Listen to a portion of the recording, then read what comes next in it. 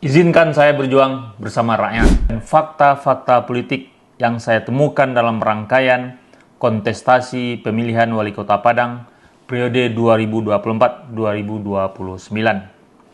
Saya mulai melakukan ikhtiar politik menjadi bakal calon wali kota Padang sejak bulan April 2024 yang lalu.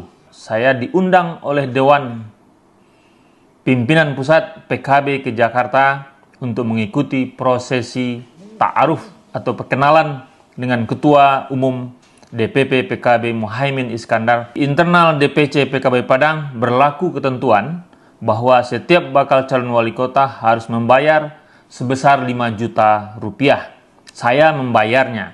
Saya diwawancarai oleh salah seorang pengurus PKB yang merupakan mantan aktivis buruh yang pernah dipenjara di zaman Orde Baru.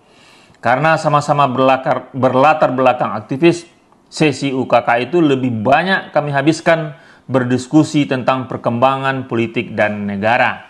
Beliau juga bilang, banyak partai-partai politik yang brengsek, misal minta-minta uang dalam proses politik. Itu harus kita lawan, katanya.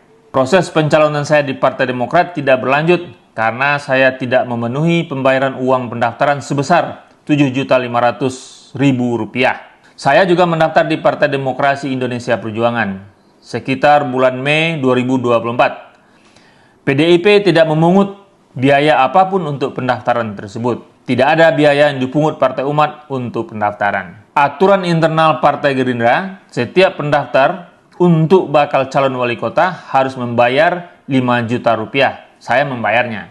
Saya mendaftar di Partai Persatuan Pembangunan.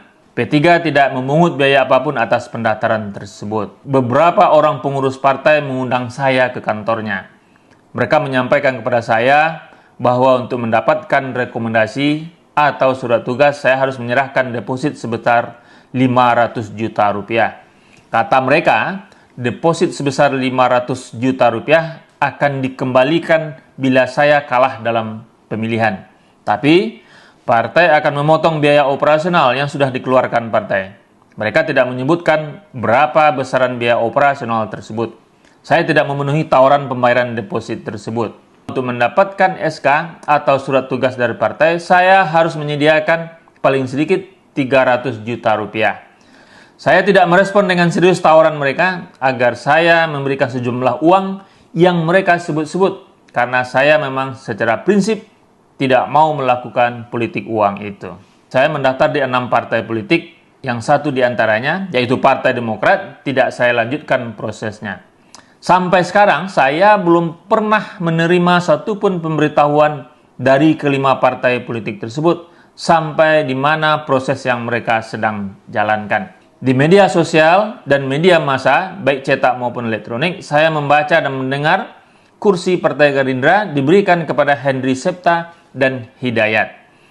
Atas keputusan Partai Gerindra tersebut, saya tidak diberitahu apa alasan Partai Gerindra memberikan rekomendasi atau memberikan surat tugas kepada Henry Septa dan Hidayat. 4 partai lainnya juga tidak atau belum memberikan pemberitahuan tentang keputusan mereka atas berkenaan dengan proses rekrutmen bakal calon wali kota Padang yang sudah mereka jalankan. Keputusan saya ikut dalam kontestasi pemilihan wali kota Padang adalah untuk ikut melakukan perubahan. Perubahan tentu harus dimulai secara baik dan benar. Yang saya maksud dengan baik dan benar adalah memulai proses politik tanpa melakukan politik uang atau money politik. Saya membedakan politik uang dengan uang politik. Politik uang tidak bisa ditolerir, sementara uang politik adalah konsekuensi dari kontestasi politik yang tidak bisa dihindarkan dan itu halal secara politik.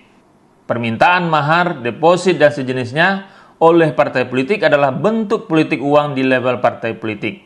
Sementara